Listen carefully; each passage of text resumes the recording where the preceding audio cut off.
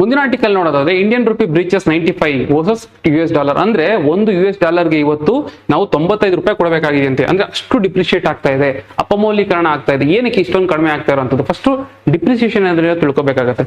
Depreciation ಅಂದ್ರೆ fall in the value of rupee ಅಥವಾ domestic currency ಏನಿದೆ relative to foreign currencies. Major foreign currencies ಏನಿದೆಯಲ್ಲ, euro ಆಗ್ಬೋದು, dollar ಆಗ್ಬೋದು, ಪೌಂಡ್ಸ್ ಆಗ್ಬೋದು. ಸೊ ಇದಕ್ಕೆ ಸಂಬಂಧಪಟ್ಟ ಹಾಗೆ ನಮ್ಮ ಕರೆನ್ಸಿ ವ್ಯಾಲ್ಯೂ ಯಾವಾಗ ಡೌನ್ ಆಗುತ್ತೆ ಅದನ್ನ ಡಿಪ್ರಿಸಿಯೇಷನ್ ಅಂತ ಕರಿತೀವಿ.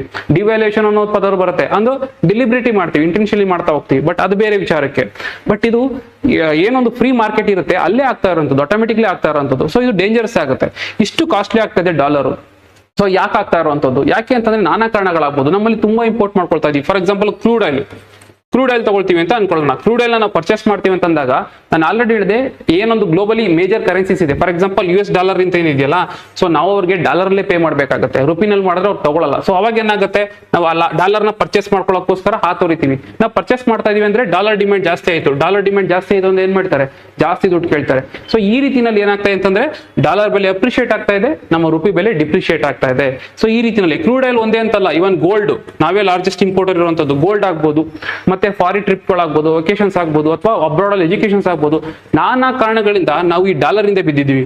ಸೊ ಹಾಗಾಗಿ ಏನಾಗ್ತಾ ಅಂತಂದ್ರೆ ಜಾಸ್ತಿ ಆಗ್ತಾನೆ ಇದೆ. ಇಟ್ಸ್ ಫೈನ್, ಬಟ್ ಯೂಶಲಿ ಎಷ್ಟಾಗ್ತಿತ್ತು ಈ ವಾರ್ಷಿಕ ಏನು ಅವರೇಜ್ ಅಲ್ಲಿ 3 to 5% ಅಷ್ಟು ಡಿಪ್ರಿಶಿಯೇಟ್ ಆಗ್ತಾ ಇತ್ತು ಯಾವುದು ನಮ್ಮ ಒಂದು ಕರೆನ್ಸಿ. ಬಟ್ ಈಗೇನಾಗಿದೆ ಅಂತಂದ್ರೆ ಲಾಸ್ಟ್ ಒಂದು ವರ್ಷದಲ್ಲಿ 10% ಅಷ್ಟು ಡಿಪ್ರಿಶಿಯೇಟ್ ಆಗ್ತಾ ಇದೆ, ಜಾಸ್ತಿ ಡಿಪ್ರಿಶಿಯೇಷನ್ ಆಗ್ತಾ ಇದೆ.